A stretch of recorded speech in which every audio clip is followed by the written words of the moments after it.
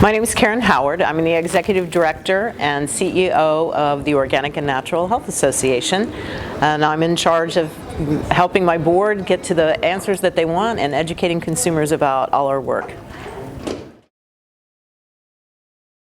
We have not had the opportunity to add people to our board in quite some time because of COVID, so it's exciting to know that Sandra Lee was able to accept our offer after we elected her to serve on the board. Sandra is the CEO of New Jersey Labs, and she brings a huge breadth of wisdom and on this topic of testing and science, so that is a wonderful addition for us. The other thing that we were able to recently do was to elevate Naomi Whittle, who has her own brand, to the position of president. Our initiatives have gotten much more diverse than they were in the very beginning. Some people may remember that we originally were founded to define the word natural, and after 18 months had to say it was not possible. We were proven correct on that.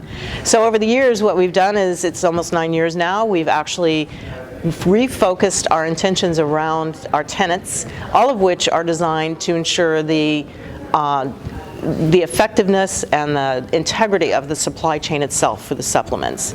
So that's led us into new turf. Now we're very involved in the regenerative and biodynamic issues that people are now using to derive their ingredients as they travel the world, whether they're farming or harvesting, and ensuring that we are creating that healthy planet for healthy people, and starting with the planet and making that commitment.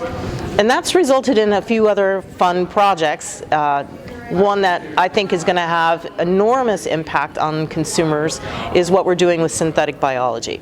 So bioengineered ingredients are showing up not just in the food supply chain with items like Perfect Day, but also in the dietary supplement world. And what we're doing is working to see if we can define and find the DNA around those ingredients so that they would be forced to disclose that they were in fact bioengineered, and educate consumers on what happens with bioengineered foods as they are developed and how much the planet suffers from that. So that's been a great issue as well. And with that came the awareness that there are new accounting standards that are being utilized, particularly overseas, but now in the United States, that measure the environmental, social, and governance standards that you can use to elevate the stature of your own brand and your company. Wow. Well, if I had my way, we'd have vitamin D in the SNAP program. Everyone who is pregnant, and certainly those who are at risk of preterm birth, would have an effective level of 40 to 60 nanograms per milliliter of their vitamin D.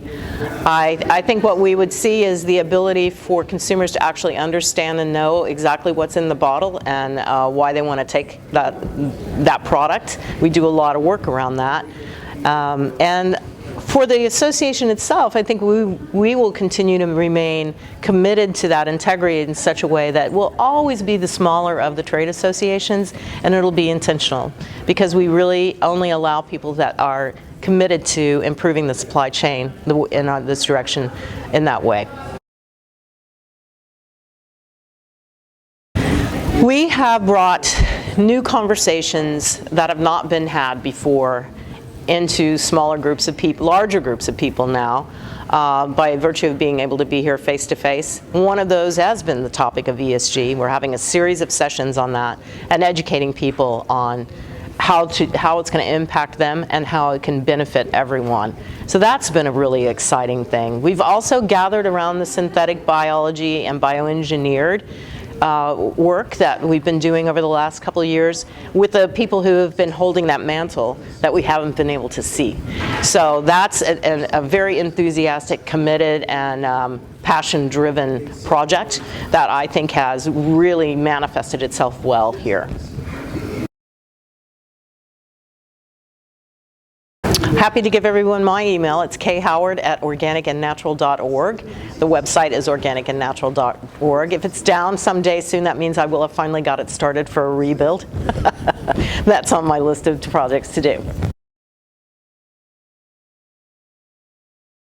I will add that we remain so committed to ensuring that our industry as a whole reflects the consumer that we want to serve. So we all know that most of those consumers are women running households.